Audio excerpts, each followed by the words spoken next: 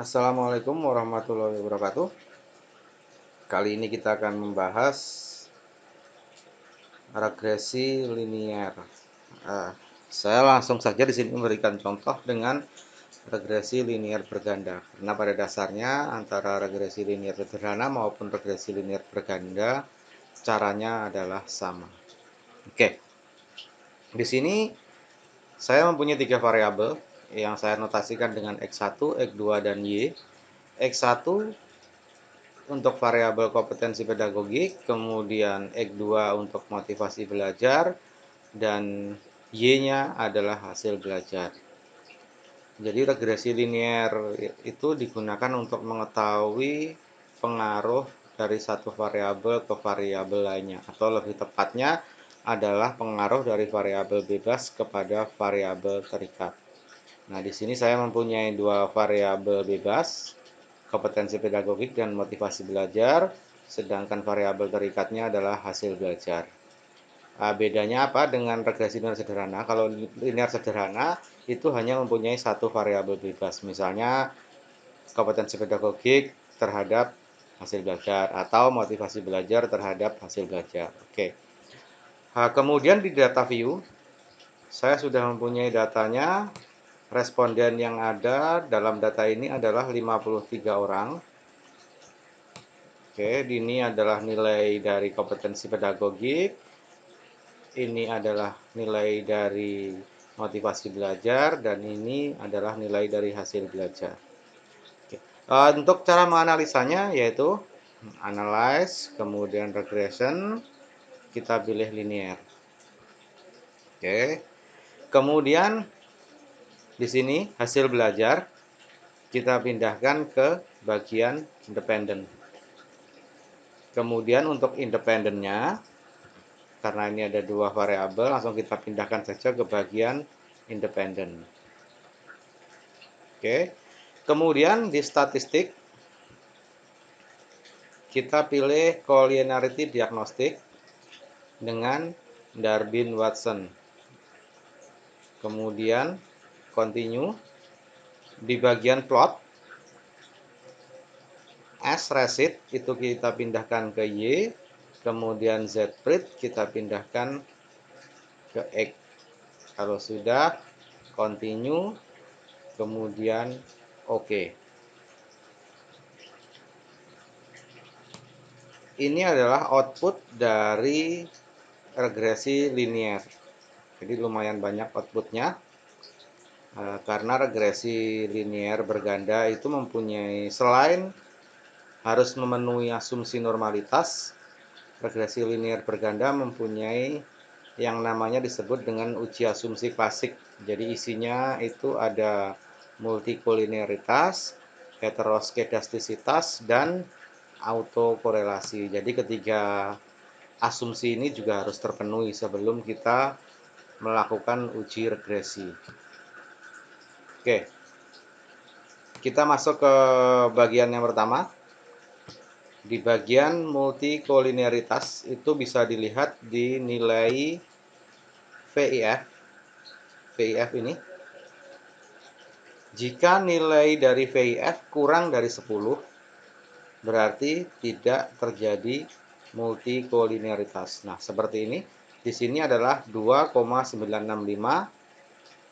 Kemudian di motivasi belajar juga 2,965, berarti dalam model regresi saya tidak terjadi multikolinearitas. Oke, berarti asumsi yang pertama sudah terpenuhi.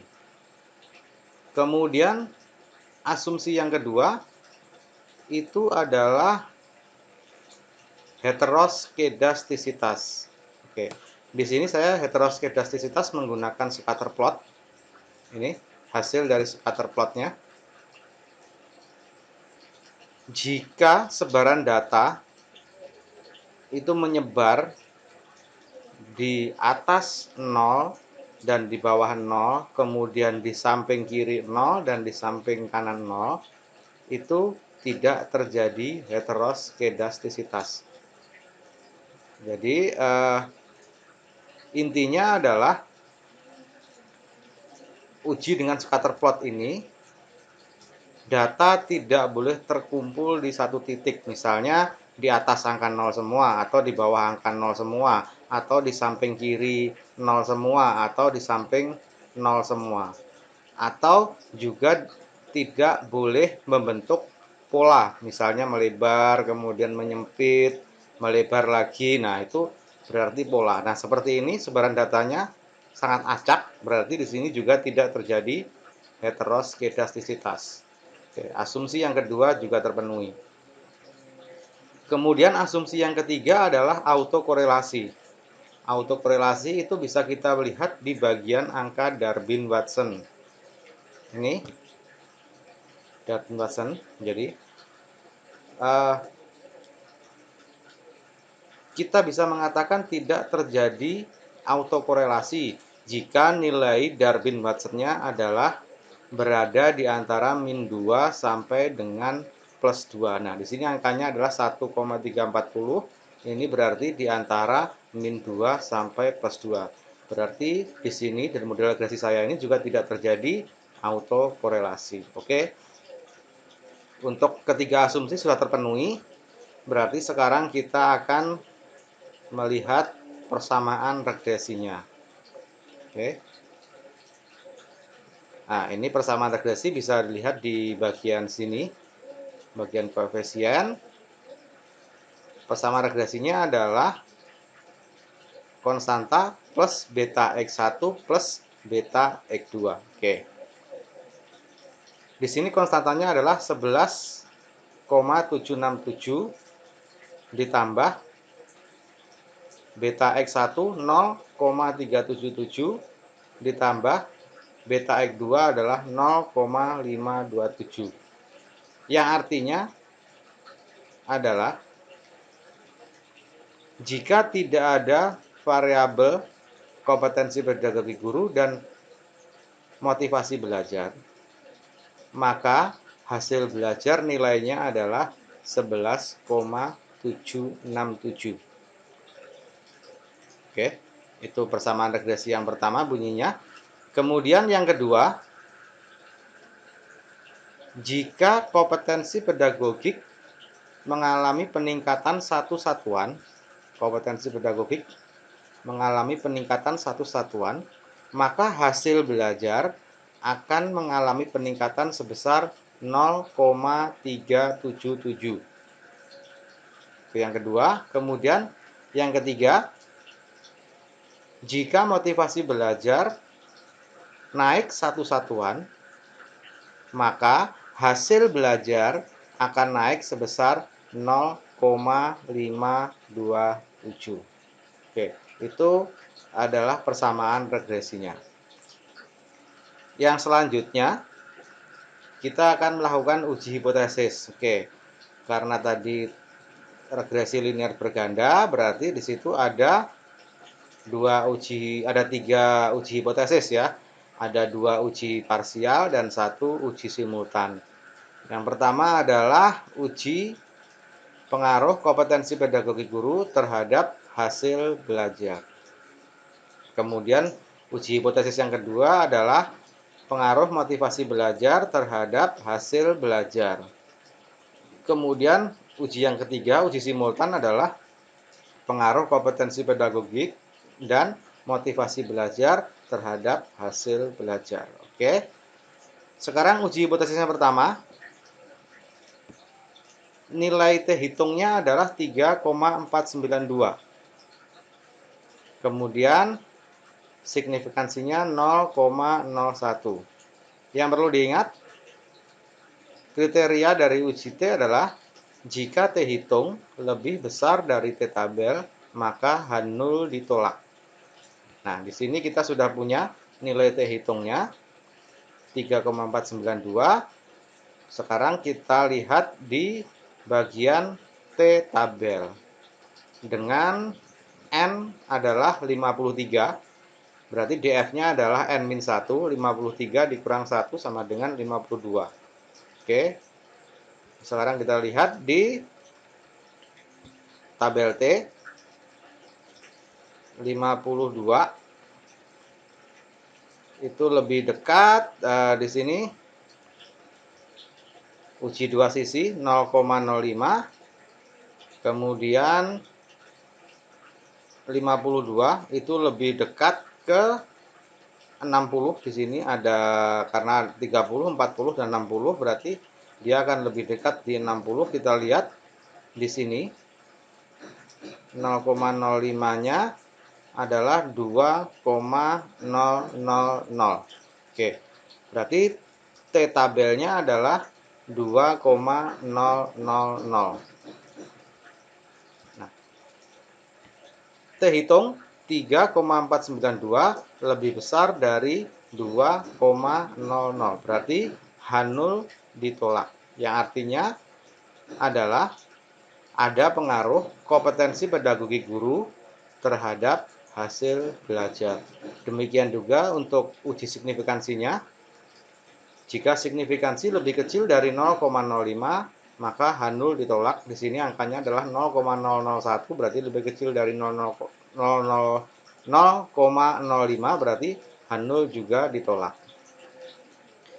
Kemudian untuk uji hipotesis yang kedua adalah motivasi belajar terhadap hasil belajar. Di sini T hitungnya adalah 3,805.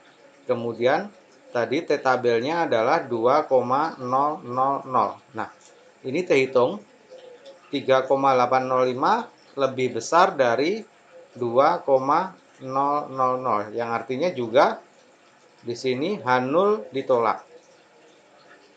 Ini berarti bahwa motivasi belajar juga berpengaruh terhadap hasil belajar. Demikian juga untuk uji signifikansi. Di sini 0,0000 lebih kecil dari 0,05. Di sini juga H0 ditolak. Oke, demikian tadi untuk uji yang parsial. Sekarang uji yang kedua, uji simultan. Itu ujinya menggunakan uji F. Kalau tadi uji parsial kita menggunakan uji T bagian sini. Nah, sekarang uji parsial kita menggunakan uji F di bagian ANOVA sini. Kriterianya masih sama. Jika F hitung lebih besar dari F tabel, maka H0 ditolak. Oke. Jadi uji simultan ini adalah untuk mengetahui pengaruh dua variabel bebas terhadap satu variabel terikat. Jadi pengaruh kompetensi pedagogik dan motivasi belajar terhadap hasil belajar. Nah, di sini nilai F-nya adalah 71,615. Nilai signifikansi adalah 0,000. Oke. Sekarang kita lihat F tabel. Ini F hitungnya 71,615. Kita lihat F tabelnya untuk probabilitas 0,05. Di sini perlu diingat, tabel F mempunyai dua DF. Ada DF untuk pembilang dan DF untuk penyebut. Oke. DF untuk pembilang itu rumusnya adalah K-1. K itu adalah jumlah variabel bebas dan terikat. Tadi saya punya 3 variabel, kompetensi pedagogik, motivasi, dan hasil belajar. Berarti 3 dikurang 1, berarti DF pembilangnya adalah 2. Di sini nilainya DF pembilang. Kemudian DF penyebut adalah N-K. N adalah jumlah respondennya, tadi ada 53, dikurang K, variabelnya ada 3, berarti ada DF untuk penyebut adalah 50 di sini. Oke. Nah, dari sini kita sudah mendapatkan nilai F tabel ini. Di DF pembilang 2, kemudian DF penyebut 50, nilai F tabelnya adalah 3,18. Oke. F tabel 3,18. Sekarang kita lihat F hitungnya 71,615 lebih besar dari 3,18. Karena F hitung lebih besar dari F tabel, maka H0 ditolak. Yang artinya adalah ada pengaruh secara bersama-sama kompetensi pedagogik dan motivasi belajar terhadap hasil belajar. Demikian juga untuk uji signifikansi.